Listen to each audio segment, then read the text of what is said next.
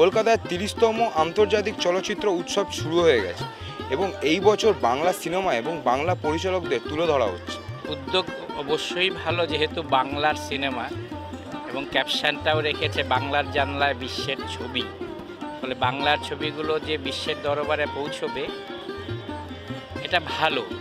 এবং স্পেশালি বলবো যারা ডিরেক্টর বাংলা জগতের আছেন তাদের একটা ইন্সপিরেশন অনেক বেশি পাবে এর থেকে আর কি, বা যারা এই ফিল্ম জগতে আছে কিন্তু ডিরেক্টর নন বা অন্য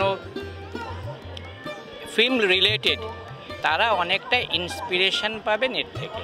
বাংলা মুভি তো প্রমোট করাই উচিত, কারণ বাংলার যে ইন্ডাস্ট্রিটা ওটা এখন অনেক তলিয়ে গেছে আর কি, ডাউনফলে আছে। আগে যেমন ভালো ভালো যারা প্যারালেল সিনেমা বানাতো, ও যেমনি সত্যজিৎ রে অ্যান্ড মৃণাল সেন অ্যান্ড এমনিবল ঋতিক ঘটক, কিন্তু এখন বাংলা সিনেমাকে তুলে ধরাটা অনেক উঁচুতে নিয়ে যাওয়াটা অনেক নেসেসারি। তো আমাকে লাগে যে এটা করা উচিত, যে জিনিসটা। এটা কলকাতাতে বেশিরভাগ যে পপুলেশনটা যারা বাংলা সিনেমা এখন দেখে, নতুন যে সিনেমাগুলো, ওটা বেশিরভাগ বৃদ্ধ, ঠিক আছে? ওই জন্য যে সিনেমাগুলো আজকাল মেন স্ট্রিম যেগুলো রিলিজ হচ্ছে ওগুলো বেশি সিরিয়াল তপকার সিনেমা হচ্ছে। আমরা বেশি একটু ইন্ডি স্টাফ, একটু এজি স্টাফ যেটা হয় ভালো জিনিস, যে ওই সিনেমাও রিলিজ হচ্ছে কিন্তু ওটার প্রমোশন হয় না ঠিকভাবে, যে জন্য ওই সিনেমাগুলো বেশি ভালোভাবে বিজনেস করতে পারে না।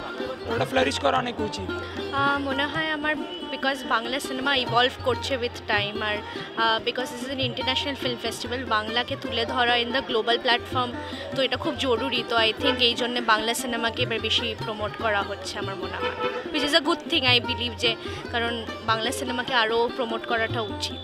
আমার মনে হয় ঠিক গ্রাফিক্যাল বা অ্যানিমেটেড ওরকম না, বাট হ্যাঁ দ্য নিউয়ার জেনারেশন যেটা আমরা বলি সেটা একটু হয়তো ইনক্লাইন্ড হচ্ছে, বাট মোটামুটি সব রকমের সিনেমাই সব জেনারেশন দেখতে চায় আমার মনে হয়। এটা তো একটা খুবই ভালো উদ্যোগ, যে এত সুন্দর একটা যেটা ওনারা দিয়েছে, যে বাংলার জানলায় বিশ্বের ছবি, যেটা ট্যাগ এবারের। তো এটা তো আমাদের পশ্চিমবঙ্গের মানুষের কাছে তথা বাঙালি হয়ে তো ভীষণই একটা গর্বের ব্যাপার, যে আমাদের এত সুন্দর আমাদের কলকাতায় হয় ফিল্ম ফেস্টিভ্যালটা, এবং সেটা নন্দনের মতন জায়গায় হয়। খুবই ভালো লাগে, আমরা প্রত্যেকবারই আসি এবং এবারও এসে যথারীতি প্রত্যেক দিনই আসার চেষ্টা করি, সেটা হয়ে ওঠে না। বাংলা মুভি আর এখানে সামনে যে এখানে প্রোগ্রামটা হবে আজকে সিনে আড্ডা, ওটা দেখার ইচ্ছা আছে।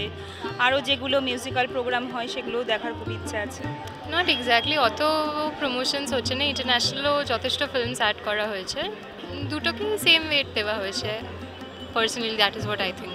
সব ফিল্মসই এখনই আই থিঙ্ক ফ্রেঞ্চ একটা ফিল্মের স্ক্রিনিং আছে, স্যাটারডে অ্যান্ড সানডে দুটোই আই থিঙ্ক ট্রিবিউট ফিল্মস আছে, ওইগুলো আছে।